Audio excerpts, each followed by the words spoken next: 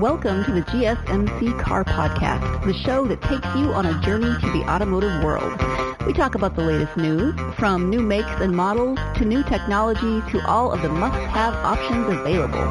Whether you're a fan of the old classics, love the latest models and technology, or have never met a vehicle you didn't want to work on, the GSMC Car Podcast has something for every car enthusiast.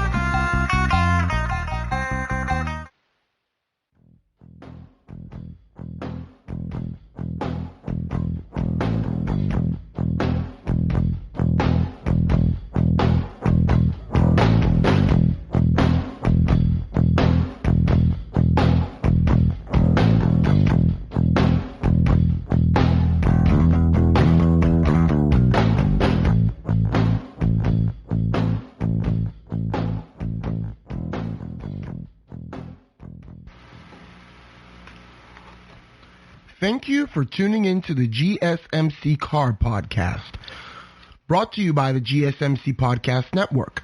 I'm your host, David Lucy Mabel. Welcome back, car lovers. Today we are going to be discussing a very special group of automobiles that has, I believe, a special place in every car enthusiast's heart. And yes, those are, I should say, the cars of Italy, Italian cars. Let's just say, from the get-go, Italian cars are a lot more diverse and a lot more interesting than people in North America may realize. It's not just your Lamborghinis. It's not just your Ferraris. There's a lot more to Italian cars that we actually don't know about. So, in today's podcast, we are going to be discussing the background of Italian cars, the beauty of Italian cars and what makes them special, but also the fatal flaw that they all seem to share. We are going to be discussing the fact that Italian cars have never been really successful here in America, at least as opposed to how they have been received in Europe. And of course, in segment 4, I am going to give you my personal insight and my top 10 favorite Italian cars of all time. So thank you for coming and listening today, and let's get started. So, let's just discuss the background of Italian cars. Many Americans are not aware of just how many Italian car makers there actually are. And many Americans are not aware of how long Italians have been making cars. The oldest American car company currently right now is Buick. Buick was started in 1899. Well, you will soon find out that there are Italian car makers that are of similar age. There are Italian car makers that are older than some of the more legendary automakers from here in America. So not stay tuned, but listen and find out. So Italian cars have typically been seen as exotic, such as cars like Lamborghini and Ferrari.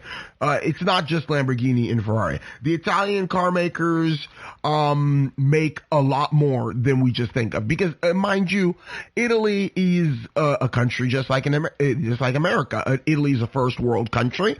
They are a car manufacturing country. They don't just sell super high performance cars like Ferrari and Lamborghini. There are some luxury cars that Italian makers make. There are some economy cars that they make. There are some cars that fall in between. Some of them make minivans. Others make station wagons. I mean, granted, they're not exactly like American cars because, they're not American cars. But they have a lot more than we actually know. Any car manufacturing country is going to have cars that they don't export, that they keep for just their population, because I suppose it's a cultural thing. Just like, for example, the Cadillac DeVille only sold here in North America. It didn't sell anywhere else, whereas some other Cadillac models have sold overseas, not the DeVille. The Toyota Century is only made for the Japanese market. All the Citroens and the Peugeots, most of them are only made for the French market. But I mean, you know, it's the same way as with the Italian cars. So there's some Italian cars that never made it in America. And frankly, even if they did make it to America, they don't tend to sell well when they get over here, which is an unfortunate thing, really, because, you know, Italian cars probably aren't as bad as people give them, as people like to think they are. But of course, here in America, we wouldn't know, because the ones that we are most familiar with are also the ones that aren't very good. So let's move on. Italians make cars other than exotics, as we know, and I've already mentioned. For example, we do have the exotics. Ferrari was founded in 1939 by Enzo Ferrari. Of course, you all have heard that name. If you're a car enthusiast, you've heard Enzo Ferrari.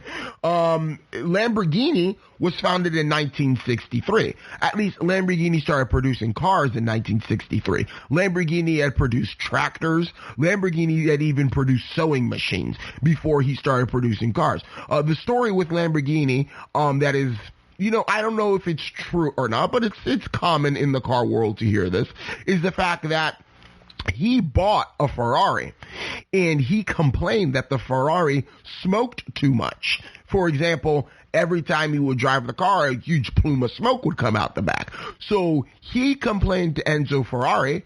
Enzo Ferrari, instead of doing something about it like, I don't know, good customer service, what he said, he had basically told Ferruccio Lamborghini, he's like, okay, well, if you think my car is so bad, I challenge you to build one better than it.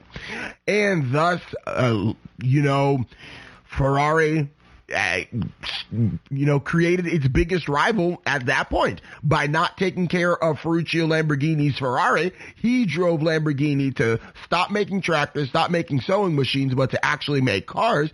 And Ferrari has been rivaled by Lamborghini since. So that's how that story began. And that was apparently back in the late 50s and early 60s, because by the 60s, Lamborghini was already making cars. Pagani was founded in 1992. Pagani is a very new company. Pagani is what I would like to call a boutique company. They have like 55 employees, and they make cars in super limited numbers. I'm pretty sure all their cars are like handmade or something, but they are absolutely gorgeous. Fiat was founded in 1899. Fiat is as old as Buick. It's 3 years older than Cadillac and 4 years older than Ford. Fiat is one of the oldest car companies on earth. And that's something that I did not even know about before conducting research, before recording this podcast, is the fact that Fiat is so old and Fiat has a long and storied past. Even though Fiat quality is not known for being the best, with a company that old, it's unlikely that Fiat is going anywhere anytime soon. Because for the past 121 years, obviously they've built a loyal fan base. I doubt that they would go anywhere anytime soon. Fiat is really old, but Alfa Romeo was founded in 1910. Maserati was founded in 1914. Lancia was founded in 1906. Now, some of you all may not, recognize the way I pronounce that. I pronounce it the Italian way. In English, it's pronounced Lancia, but it is an Italian car company, so I will pronounce it the Italian way. It's Lancia. Lancia basically makes cars very similar to Fiat. I would say Fiat is probably their biggest competitor. And Lancia has been known to make some pretty sick performance cars, especially some rally cars, way back in the 80s. So I'm going to definitely mention that later on in the podcast, if you stay tuned, to my top 10, favorite Italian cars of all time. But essentially, the cheaper Italian cars in America have not fared well. Fiat just announced, as a matter of fact, not too long ago, that they are pulling out of the North American market again. But it seems that in Europe, Italian cars are faring a lot better. And I think I have a reason why I think in North America we are not familiar with Italian cars so much. Think about it. North America, and specifically the United States of America, has several car companies. You've got GM. GM has several marks under its name. You have Ford. Ford has several marks under its name. You have Chrysler. Chrysler has several marks under its name. Not only that, you have the Japanese car companies that are practically, sold more than the American cars in their own market. And of course, you've got the German cars that have been here making headway since the 70s and the 80s. The American car scene has never really had a need for Italian cars. So as a result, the Italian cars that we get are simply the ones that cannot be replicated by any other company. Let me explain that. You don't need an economy car from Italy when you've already got economy cars made by the American market, and you've got economy cars from overseas, such as Japan and South Korea. I forgot to mention the South Korean car brands. You don't need the Fiat 500 from Italy when you've got the Ford Fiesta from here in America, where you've got the Chevy Spark that's cheaper than the Fiat 500, and it's built in the United States. I mean, you don't need that. So there's a lot of car companies in Italy that make these, I don't want to say insipid cars, because insipid is a rude term, but they make these regular cars that don't need to be sold here in America. That's the reason why we get things like Ferrari, we get things like Lamborghini, because Ferrari and Lamborghini are produced in limited numbers anyways. They are mass produced, but they are not mass produced on the scale like a Toyota Camry is. So you get those cars, and a lot of them are super high performance. I mean, some Ferraris, you're paying for the name, really. You're not paying so much for the performance because they're just Grand Tours. But Lamborghinis are all super high performance cars. There is not an American car company that really has a rival against, Ferrari and Lamborghini. I suppose Ford has the GT, but Ford's GT is prohibitively expensive. You have to be chosen by Ford to buy it, and you have to sign a bunch of foolishness and paperwork even if you get chosen, before they let you buy. I mean, the Ford GT it's a special car. It's not a one-off car. It's a special car, but it's not something that I strike as a real competitor to the Italian supercar automakers that sell here in America.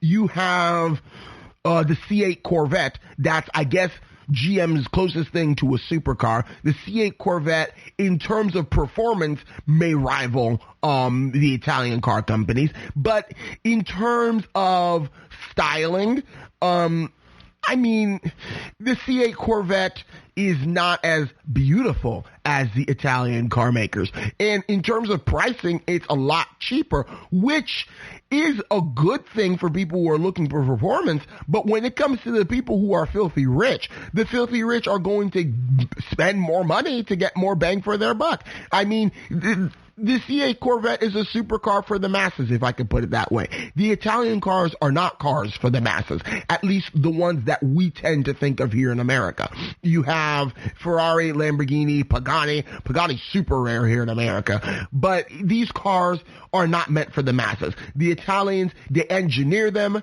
they build them, they're beautiful, they're fast, they're loud, they're aggressive, they're passionate. They're not meant for your average Joe or your average soccer mom to go and get at the dealership and sign a 3-year lease on. These are cars that you buy, these are cars that you keep. Most of them are not driven every day because they are cars for special occasions. America doesn't really have something like that is able to be offered in the same level as these things. Of course, America has muscle cars, but these cars don't hold a candle to the Italian supercars. Things like the Lamborghini Countach, the Lamborghini Diablo, the Lamborghini Murcielago, the Lamborghini Aventador, the Lamborghini Huracan, the Lamborghini Gallardo. I mean, these cars of course, I'm mentioning just Lamborghini, but you have the Ferrari F40, the Ferrari F50, the Ferrari LaFerrari, the Ferrari 458 Italia. I mean, these cars are not cars that have been replicated by American car companies. So as a result, like it or not, even though we don't know about all the the Italian car companies, but the ones that they do have here are simply because the Americans haven't been able to replicate them. And the ones that we don't have here are the fact that Americans and the Japanese and all the other car companies that are doing very well in America have been able to replicate them, have been able to make them better. Americans have no need for those ones. But the ones that we do have are the ones that we have a need for. No matter how small the need is, we still have a need for the Italian supercars because, most other car manufacturers on earth don't make supercars the way the Italians do. So please stay tuned for segment 2. I'm going to be talking about the beauty of the Italian cars, the sheer romantic beauty that is the common thread throughout them all. And I'll let you know about the history of Italian coach building companies and all sorts of things. So please stay tuned after the break.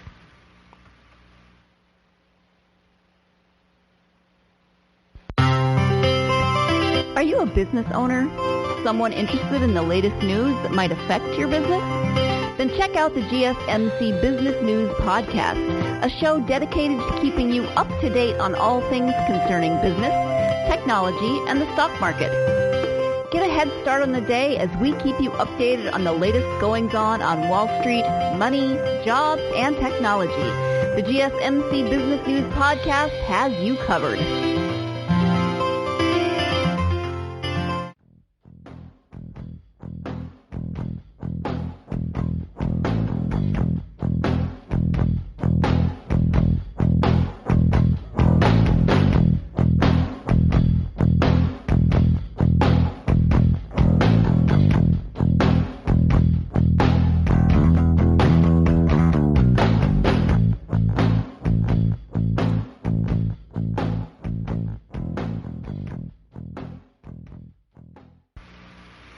All right, welcome back, wonderful car people. In the last segment, we discussed a short background on Italian cars and basically the American perspective of Italian cars. And now we're going to be talking about the sheer beauty of Italian cars. Wow. Honestly, I believe some of the cars that are the most beautiful that have ever been produced are definitely designed by Italians. It is something that I have yet to grasp, yet to understand how that I can literally count less than 5 Italian cars that are genuinely ugly. All the other ones look good. All of the other ones are well designed or well thought out as far as design goes. Italian cars have had a reputation for being very beautiful. Henry Ford, when he was still alive, was known to say he tips his hat to an Alfa because that's a good-looking car. And we're talking about the days of the Ford Model T. We're talking about the Edwardian, the brass era of automobiles, where cars were not necessarily beautiful, but cars were more functional in design. But even in those days, Italian car companies had been making beautiful cars. And Henry Ford himself, which we all know Henry Ford was not exactly the nicest person when it came to discussing competitors, especially not, competitors like Ferrari. I mean, that's why we have the Ford GT. But even he was able to acknowledge, and he was not able to deny, that Italian cars were truly beautiful. Italian cars have this sort of passion.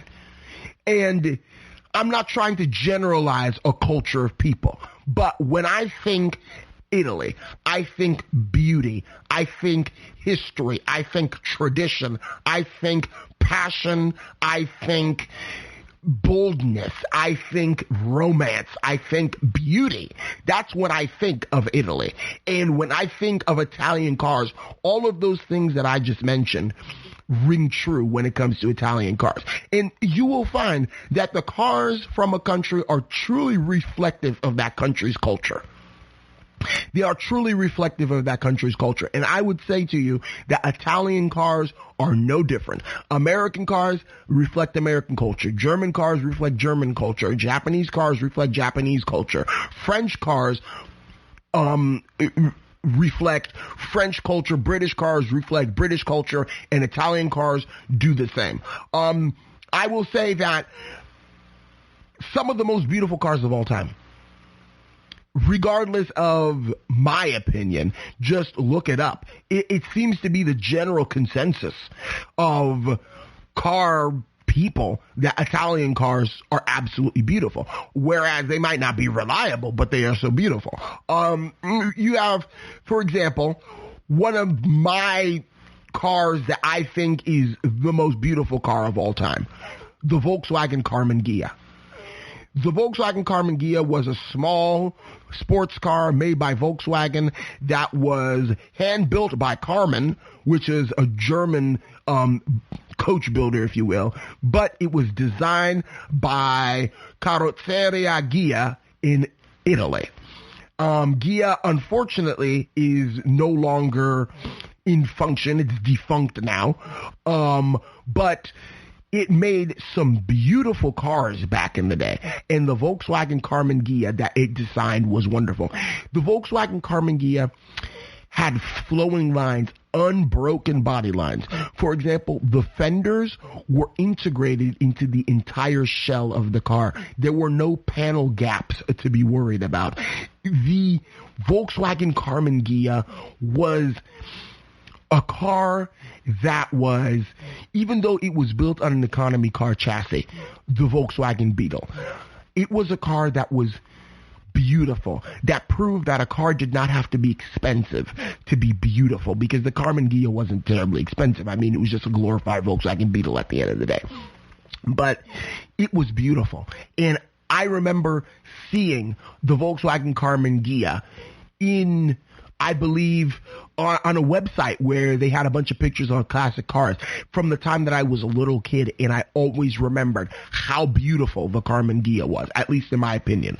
You have the Cadillac Alante. Again, the Cadillac Alante is not known for being reliable, but the Cadillac Alante was obviously built by the American company Cadillac, but it was partially hand-built and designed by Pininfarina in Italy. We're talking about the same Pininfarina that's been designing Ferraris, that's been designing other legendary Italian automakers. I mean, this is the same Pininfarina we are talking about that hand-built an American car and sold it in America under the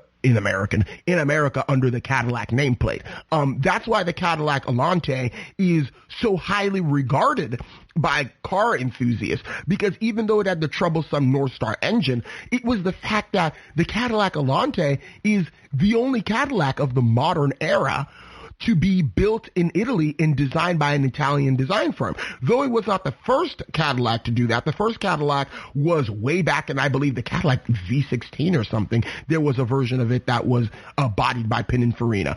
The one that we tend to think of is the 1959 Cadillac Eldorado Brougham, not to be confused with the Eldorado Biarritz or the Eldorado Seville, whatever time that period came from. This was the Eldorado Brougham that was designed by Pininfarina. Another car, this one is a British car that was designed by Pininfarina, was the Rolls-Royce Camargue. The Rolls-Royce Camargue, I don't know much about it, but again, it's beautiful. It is basically a regular Rolls-Royce chassis that was bodied by Pininfarina. Many automakers have been known to have these design firms design their cars as sort of a bragging point. Some might even call it a gimmick, and to make their cars more beautiful and appear more exotic. I mean, even Chrysler tried to appeal to this trend by offering the Chrysler TC by Maserati. These cars were sort of, I guess, a talking point when it came to car companies, especially American car companies. At the time when the German rivals were beginning to take foot, the Japanese rivals were beginning to take foot. I feel like, of course, don't quote me on this is just my opinion, but I feel like the American car companies ended up calling to Italy to design their cars to make them look good so that they would be more appealing, so that they may be able to offer a sort of more European product. So even though the Italian cars themselves weren't selling very well in America, or in some cases weren't even selling at all, but their designs were still found on the American roads. And that really speaks to something. Americans would rather have an Italian design car than an Italian car. And you will soon find out why they would have a designed car, an Italian design car rather than an Italian car itself. But this was a sort of way to make American cars seem exotic. I mean, even design companies, like fashion companies, had their play in American cars. The Cadillac Seville of the 1980s, there was one that was a Gucci edition. I mean, imagine that. Buying a Cadillac from the factory today and knowing that you can get it in a Gucci edition. I mean, you have Gucci upholstery inside and you have Gucci logos all over it. I mean, that's insane. That's crazy. That's awesome. I mean, you can't find that stuff anymore.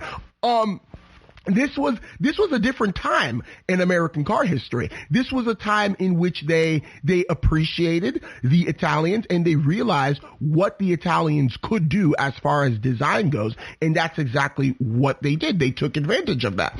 The beauty of Italian cars seems to be reflective of the Italian way of life and the Italian culture, like I already mentioned, and they breathe a life into their car design. Italians don't just make the car. Italians become the car. When you see an Italian person, or an Italian car, I should say, the Italian car, you know, whoever designed that with passion. They became one with the car. They designed the car just like Michelangelo, painted the Sistine Chapel. Just like Leonardo da Vinci painted the Mona Lisa. These cars are works of art. And frankly, I'd say they are works of art above all else, but that is to be respected. That is to be commended, because in a world where so many cars have become boring, have become insipid, with no taste, with no personality, I can still look to the Italians to offer things that are genuinely beautiful to look at. We're not just saying they're beautiful because they come from a certain time period and any car that's still alive from that. Like, for example, you would call a Ford Model T by today's standards just beautiful because it's old. It's the fact that it survived 100 years makes it beautiful. It's not the fact that the Model T was designed to be beautiful. In the day, the Model T would have been just as so-called beautiful as your Ford Fiesta is today. I mean, nobody's looking at a Ford Fiesta and be like, oh, that's a beautiful car. Nobody looked at Model Ts and be like, oh, that's a beautiful car, because that's not what they were meant for.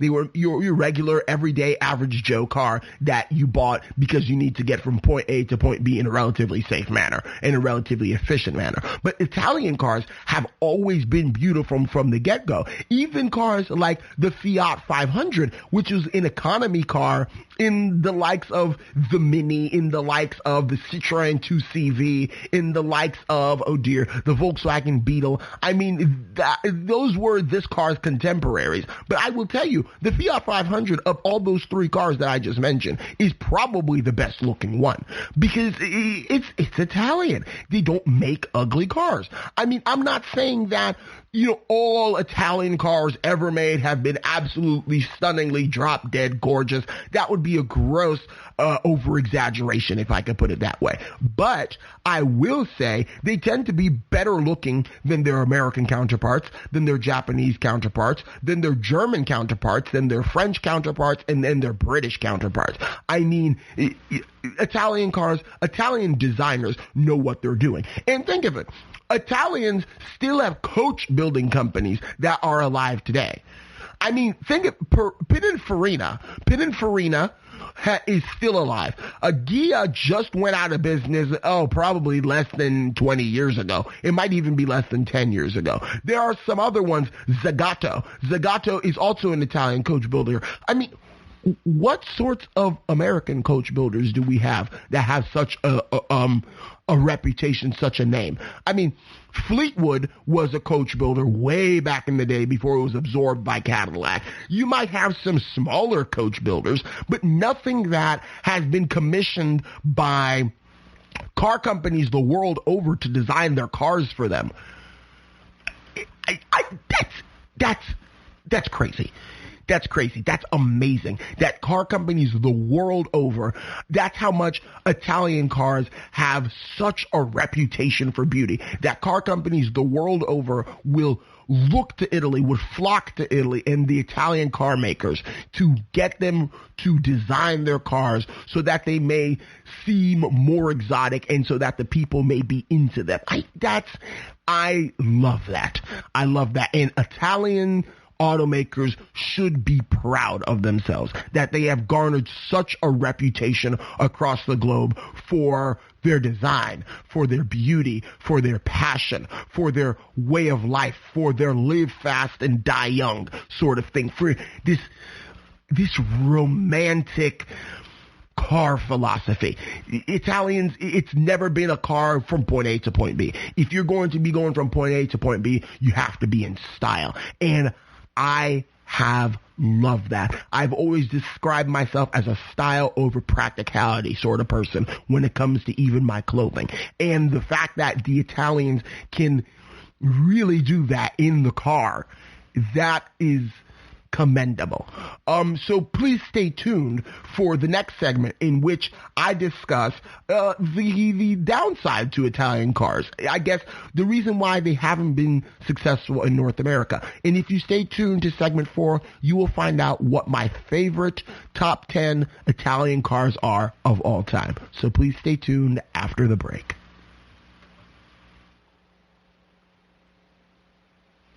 Tired of searching the vast jungle of podcasts? Now listen close and hear this out. There's a podcast network that covers just about everything that you've been searching. Hey! The Golden State Media Concepts Podcast Network is here. Nothing less than a podcast bliss with endless hours of podcast coverage. From news, sports, music, fashion, cooking, entertainment, fantasy, football, and so much more. So stop lurking around and go straight out to the Golden State Media Concepts Podcast Network. Guaranteed to fill that podcast itch. Whatever it may be. Visit us at www.gsmcpodcast.com. Follow us on Facebook and Twitter, and download us on iTunes, SoundCloud, and Google Play.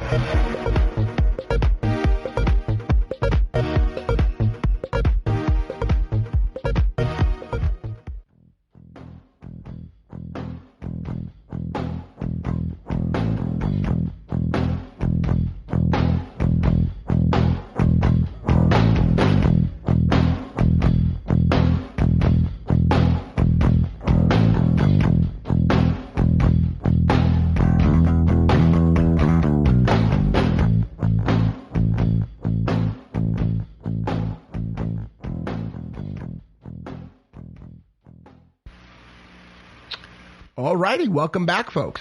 Oh, we have segment 3. Segment 3 is afoot already. The Italian car companies have not been extremely successful in North America. All of the Italian car makes, all of the Italian car companies I mentioned, save for Lancia, have been offered in America at some point. The exotic sports cars, such as Ferrari, Lamborghini, and Pagani, were always offered in limited numbers, and, you know, on the account that their price tags are outrageous. I mean, not to say that you're not getting a good bang for your buck. It's just, you know, your average Joe is not going to go out and buy a Lamborghini, even once he gets a good paying job. I mean, that's reserved for an upper class of people. You're not going to even buy a used Lamborghini because they're very difficult to take care of. They're not meant to be daily drivers. So that's just anybody who knows about Lamborghini, Ferrari, Pagani, which is most people, at least Lamborghini and Ferrari at least, are going to know that your average Joe isn't going to buy those cars. So let's talk about the more normal ones. And I already kind of mentioned why, in my opinion, they probably haven't been so terribly successful in the States. But let's pick it apart a little bit. Let's actually look at the car companies one by one and see what has happened to them. For example, we have Fiat. Fiat is the oldest Italian car maker, and Fiat is one of the oldest car makers on earth. Fiat came to America first in 1908. That was before Chrysler existed. That was before Lincoln existed. That was before so many car companies that are commonplace in America existed. So that's to show you how long Fiat has been trying to sell cars here in America. They first came in 1908 and produced luxury cars. I never knew that Fiat produced luxury cars because, as you know today, Fiat does not produce luxury cars. They left in 1917 during World War I. In the 1950s, they returned and sold cars until 1983. During this, 30 or so year stint that they had in America, this is where they basically cemented their fate as far as their reputation goes. Italian cars, have Fiat to blame for why they are seen as terribly unreliable and prone to quality issues, because Fiat during this time period was the same way. Fiat was unreliable, Fiats were prone to rust, and Fiat had tons of quality issues. And this is where it began to look bad in the eyes of Americans to have an Italian car, especially one that was cheap and easy to afford, an Italian economy car, if you will. Have you ever heard of Fix It Again, Tony? Fix It Again, Tony is, a kind of acronym to poke fun at Fiat because they were always in the shop. They were always breaking down. They always had problems. It's kind of like what GM say about Ford. Ford stands fix or repair daily or found on road dying. I mean, it's the same sort of concept with Fiat. This Fix It Again, Tony thing that, many people began to say, really hurt the reputation of not only Fiat, but Italian cars in general. After some quality issues, some problem with selling cars, they decided to pull out in 1983, and they gave it a 20-something year break, and they didn't come about again in the American market until 2009, and that was because they merged with Chrysler after Fiat cars, I believe it was referred to as like Fiat LLC or whatever, acquired 20% of the Chrysler Motor Company and all of its things, if I could put it, all of its marks. That's the word for it. That's when Fiat decided to come back to America. But even then, after the past 10 or so years, Fiat has recently announced that they're going to be pulling out of the American market again. So Fiat really hasn't been able to garner a solid reputation here in America.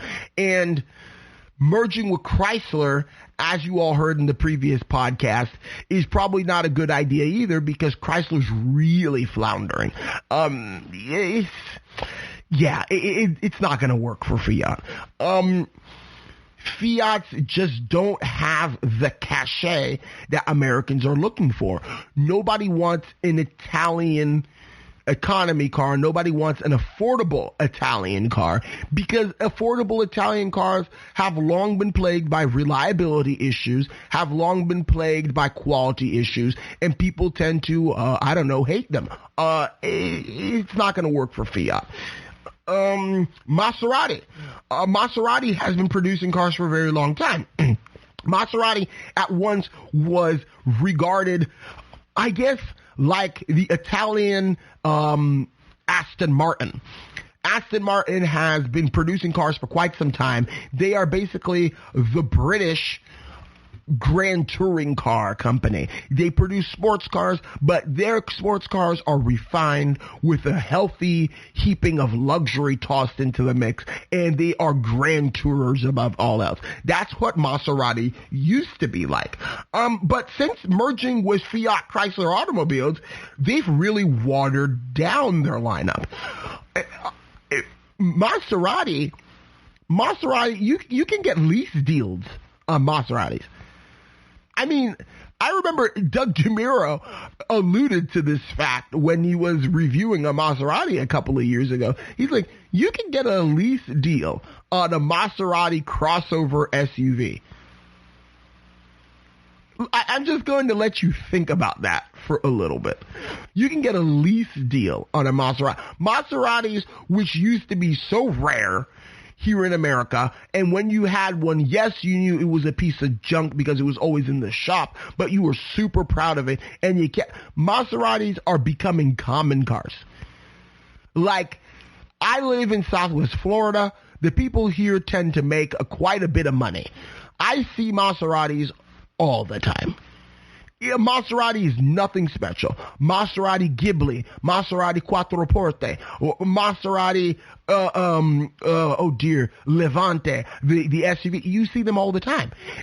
These people are getting lease deals. These people are getting, affordable Maseratis, which is sort of an oxymoron, because Maseratis of old did not sell well, were rare, were super special, and now since after merging with Fiat Chrysler Automobiles, I mean, they're nothing special anymore. So I guess it's worked here in America, because Maseratis are selling better now than they ever have been, but I don't know, man. Maybe there's a Maserati purist group out there who's going to complain, and justifiably so, that these are not real Maseratis. It's the Maseratis of old that are the real Maseratis, in which, if I cared about Italian cars as much as they did, I would definitely jump on that bandwagon, because I can totally understand what they are talking about.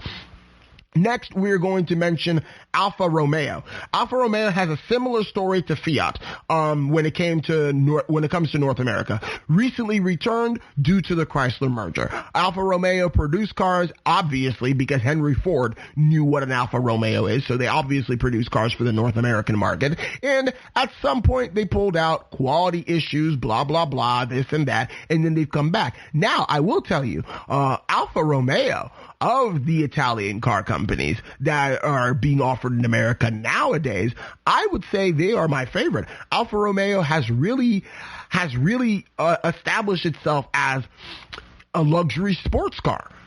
A luxury sports car. I mean, how luxurious, how sporty, I couldn't exactly tell you. What the quality is like. Quality is obviously crap because it's a Chrysler product. But as far as just sheer design, sheer cachet, what they're enticing people to buy them, I would say I am enticed by the Alfa Romeos. The Alfa Romeo, Giulia, the Alfa Romeo Giulia that's being offered in North America right now, four-door sports sedan. I mean, that's great, especially in the fact that Americans are doing away from sedans, and the only other sports sedans are the German rivals, really. This is a nice change in the mix. I can't guarantee how well Alfa Romeo is going to do here in America, considering the fact that their parent company is really floundering, but I like to see Alfa Romeo the way it is. So Alfa Romeo, they may not be selling a lot in America, but the people who do buy them tend to appreciate them. This is the common thread of the Italian car companies that I've been saving until this moment to mention. All have been plagued by poor build quality and reliability issues. They appeared as imports in America before the Japanese and Germans took hold, but the Japanese and Germans prevailed. Japanese cars were cheap and reliable, and German cars were well engineered and luxurious. The Italians did neither. You can offer a car that's cheap, but to get the people to buy it, it has to be reliable. You can offer a car that's well engineered, but to get the people to buy it, it has to be luxurious. Italian car companies did not make a car like that for North America. They might have made a car that was cheap, but it's not reliable. They may have made a car that was well engineered, but it wasn't luxurious.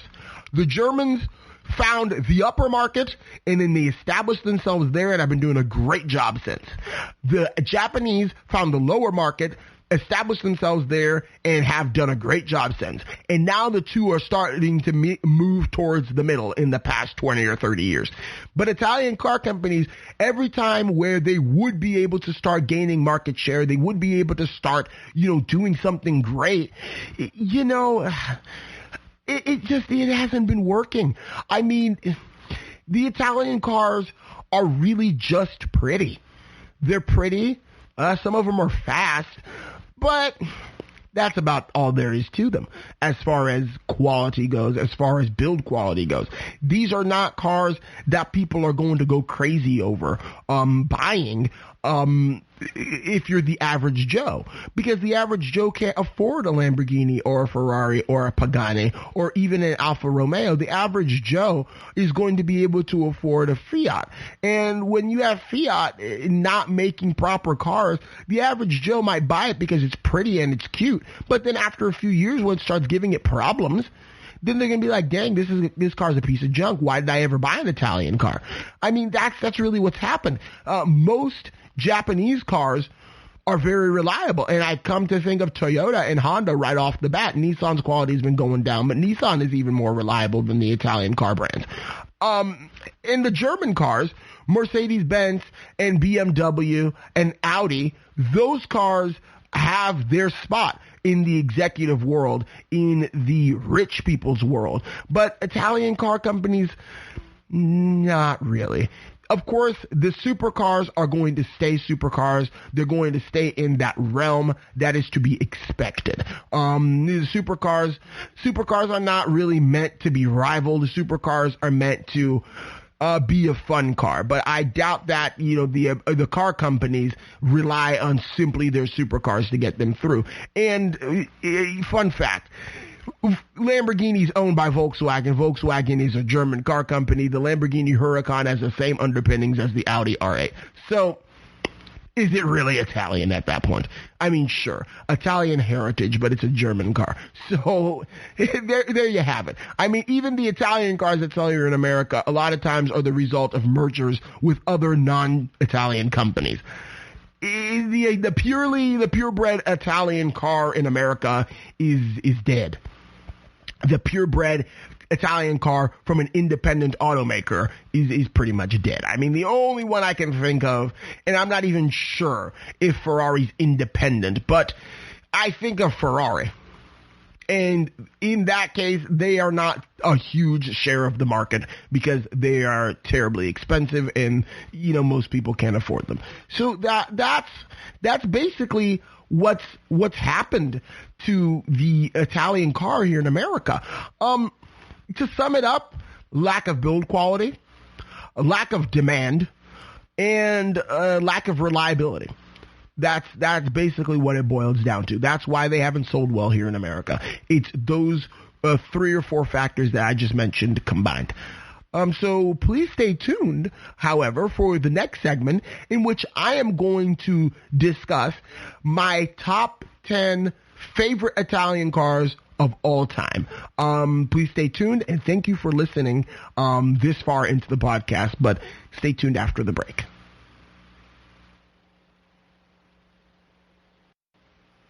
Do you work in the world of marketing and advertising? Are you a media buyer or the owner of an agency? Have you been looking for a podcast to help stay on top of all the goings-on of those worlds? The GSMC Marketing News Podcast is dedicated to keeping you up to date on all things concerning marketing and advertising. Get the latest marketing news, from what major businesses have planned for the coming year to the newest trends in advertising, from podcasts, digital and streaming, to the old standbys of radio, television, and billboards. The GSMC Marketing News Podcast has you covered, whether you're a marketing agent or a business trying to expand your brand.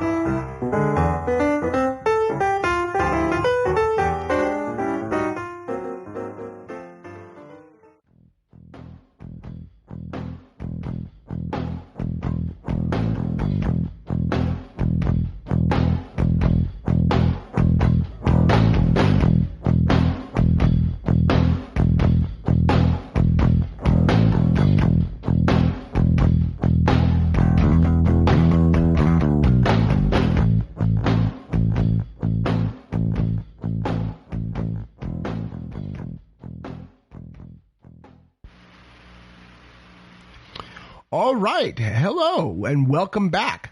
Now is the time that I get to rant. And as you all know me, I enjoy ranting. I'm going to rant about my top 10 favorite Italian cars of all time. These are cars that I grew up with, not because my family was super rich and could afford Italian cars. I'm talking about I grew up with them virtually. I am a 90s kid. I grew up in the era of car video games, Need for Speed, Gran Turismo, Forza. I've played them all. Even some of the lesser known ones. I have seen Italian cars in a way that many people of my generation have seen them. Not so much in person, not experiencing them firsthand, but experiencing them through pop culture and experiencing them through video games and, toy cars. So I would say that the Italian cars have a special spot in my heart. And that's why I wanted to mention them. Italian cars seem to live by the motto, live fast, die young, leave a sexy corpse. And this list, I feel, accurately describes that as far as the cars that I've decided to put into it. So you have the number 10, the Lamborghini Murcielago. The Lamborghini Murcielago is, I guess, your top of the line Lamborghini.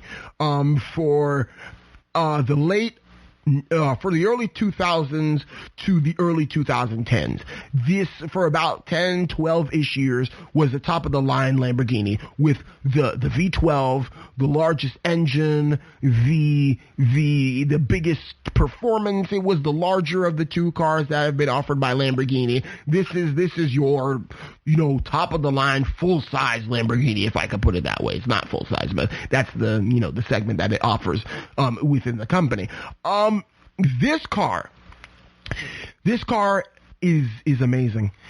I mean, I saw one in person at the Bell Tower Shops ages ago in Fort Myers, and I just had to take a picture. It's long, it's wide, it's gorgeous. It has that same classic wedge styling that Italian supercars are known for. This is a genuinely beautiful car, and I would say I genuinely love the Lamborghini Murcielago, but at risk of wasting my time, let me move on. Number 9, the De Tomaso Pantera. Now, I have to offer this with an asterisk, if you will. The De Tomaso Pantera was an Italian car maker that built its car here in America, powered by an American V8 from Ford. This is actually very interesting. Now, there's this sort of debate in the car world. Is the De Tomaso Pantera the first, or at least one of the first American supercars, or is it an Italian car? I would say it's an Italian car. It was built by Italians. It was styled by Italians. It just had an American powertrain, which you will find that Pagani is built by Italians, designed by Italians, but has a German powertrain. So it's still an Italian car, with an American component in the case of De Tomaso. But the De Tomaso Pantera, I first discovered this car in this video game called GT Legends, in which you can race old cars, essentially. That's all I'm going to get into it, because this is the podcast about cars, not video games. But I remember driving it in that. And then I got Forza a few years later, and I remember having it in Forza 4, and I customized it, and it was nice. I put the body kit. I did all this sorts of foolishness, because I was a high schooler. I was like, oh yes, De Tomaso Pantera. I'm going to make this super fast, and I'm going to put all these stickers on it. I'm going to put a giant wing, and it's going to be great. And I loved it. I love the De Tomaso Pantera. In fact, I've seen a De Tomaso Pantera on the roads of Cape Coral. It was on the corner of Chiquita Boulevard and Cape Coral Parkway, not too terribly far from my house, where I live here in Cape Coral. And it was there, just casually at the stoplight. Yeah, it smelled like gasoline. Yeah, it was like smoking a little bit, but boy, it was a De Tomaso Pantera. I mean, who gets to say that they've seen a De Tomaso Pantera in real life? Most people can't say that. So that was awesome. I love the De Tomaso Pantera. It reminds me of my childhood. The Alfa Romeo 8C Competizione. Oh my goodness. I think this is the most beautiful car on this list. Alfa Romeo has yet to make an ugly automobile. And if they have, please, someone send me a picture of it. I would like to see an ugly Alfa Romeo. I don't believe ugly Alfa Romeos exist. But this one, when I discovered this car ages ago, oh my goodness gracious. It is gorgeous.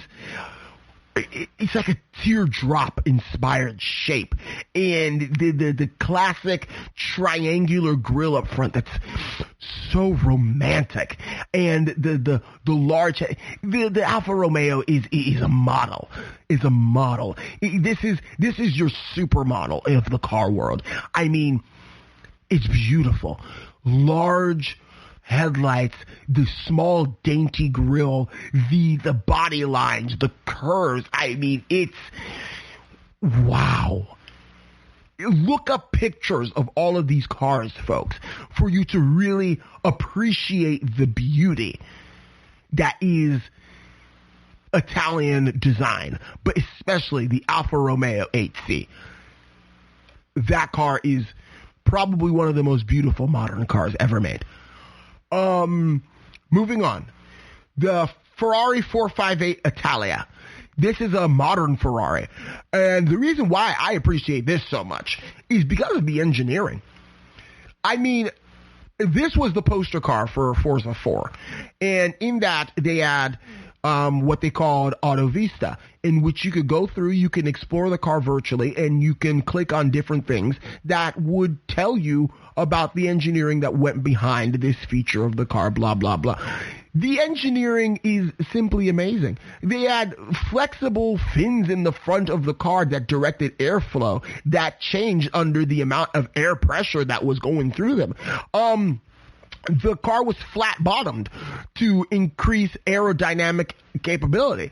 The headlights were projector headlights that turned with the steering wheel. The suspension was insane. The 458 Italia is a properly engineered car. And I tend to forget to mention all the engineering contributions that Italian cars have made to the car world as a whole. Perhaps I'll do another podcast on that in the future. Moving on to number 6, the Lamborghini LM002. This is a car that is not like the others because it is not a car. It's actually a pickup truck. Yeah.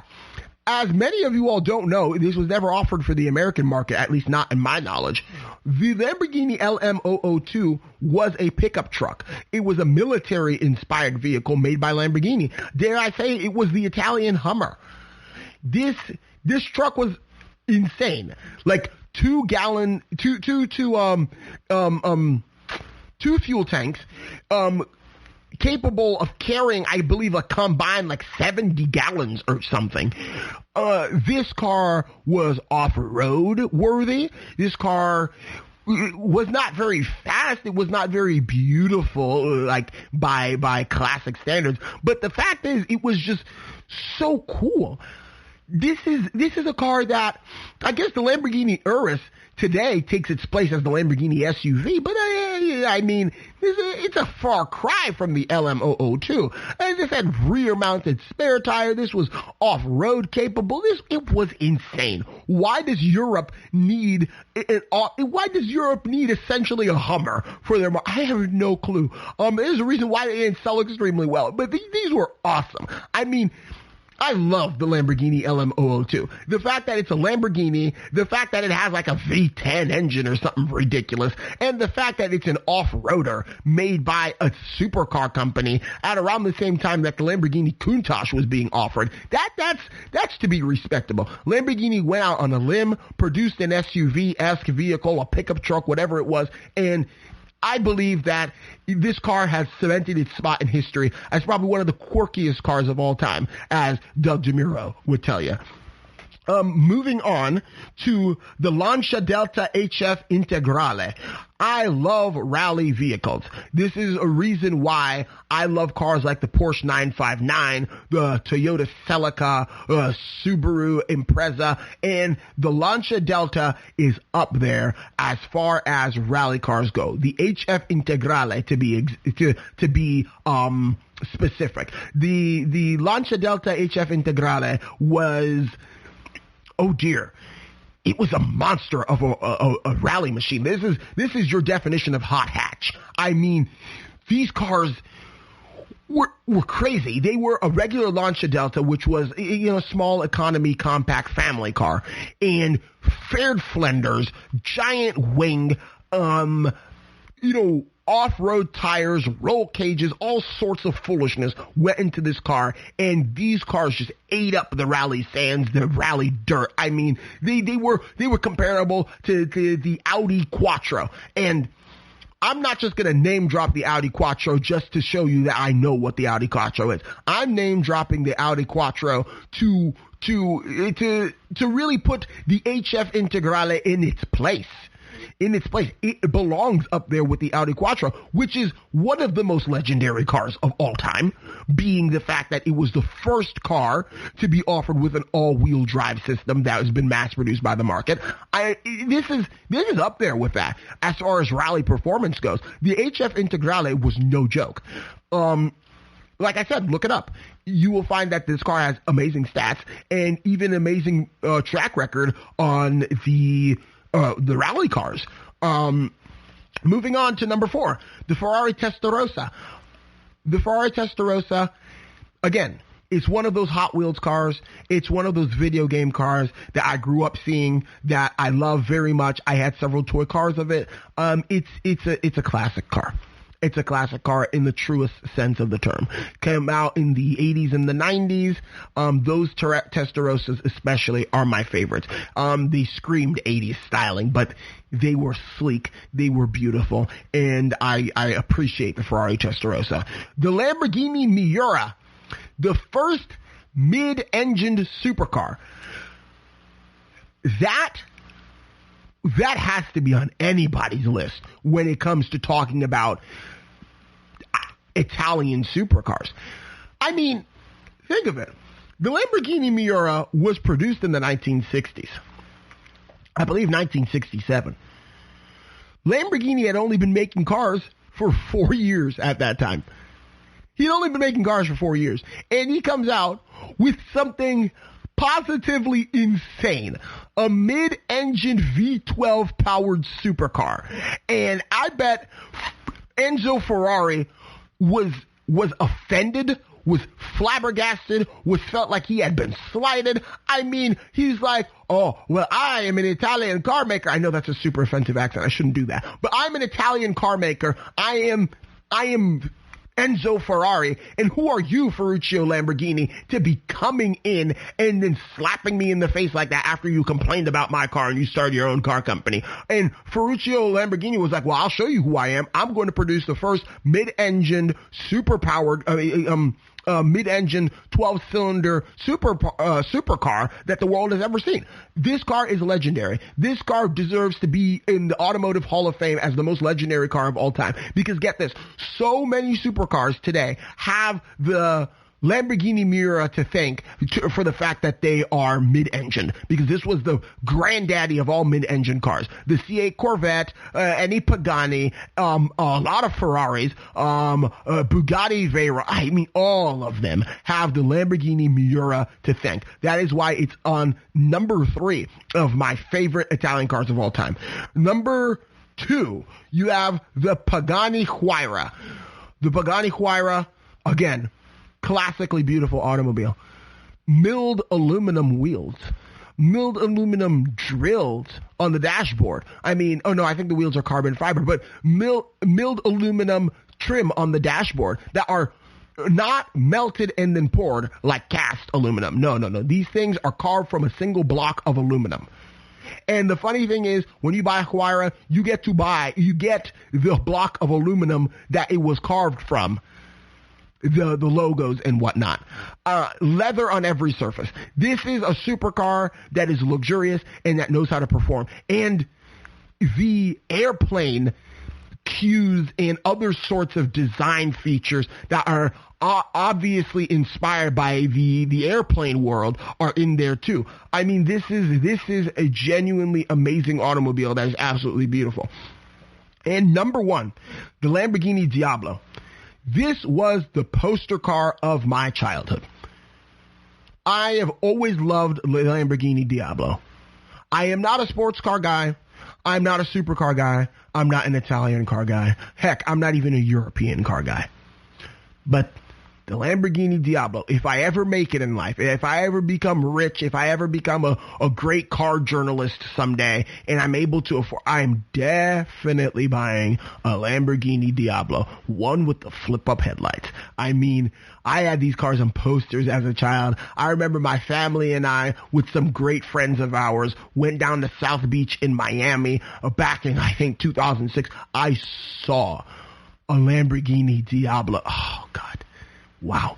Takes me back to my childhood. These cars, yeah, my favorite Italian car of all time. One of my favorite cars of all time, Lamborghini Diablo. It's one of the last old school Lamborghinis. V12,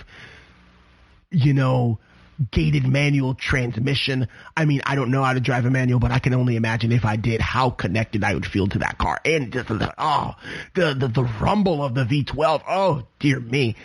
Yes. The way I describe this car is yes.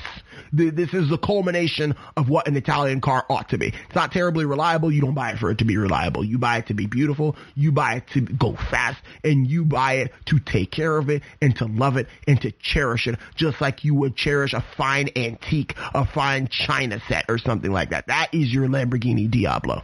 So I would say Italian cars, like I said, part of my childhood. I love them. Part of any person's childhood from my generation that loved cars. You can't go a day without discussing cars, without discussing a Lamborghini or a Ferrari and seeing what they've come out with. Even though they haven't been the most successful in America as far as build quality goes, the lesser Italian automakers, but they are still wonderful and they deserve respect nonetheless. Live fast and die young. And that is the Italian car. So thank you so much for listening to this edition of the GSMC Car Podcast. I would like to please ask you to follow us on Facebook, Instagram, and Twitter, and leave a comment or a like or subscribe, because that really helps us. And please stay tuned for the next podcast later on this week. And I want you to have a good night. And thank you for listening. Goodbye. You've been listening to the GSMC Car Podcast, part of the GSMC Podcast Network. You can find this show and others like it at gsmcpodcast.com. Download our podcasts on Apple Podcasts, Stitcher, SoundCloud, and Google Play. Just type GSMC into your favorite podcast app to find all of the shows from the GSMC Podcast Network. From movies to music, from sports to entertainment, from business news to weird news. Please subscribe to the podcast and follow us on Twitter and Facebook. Thank you, and we hope you've enjoyed today's episode.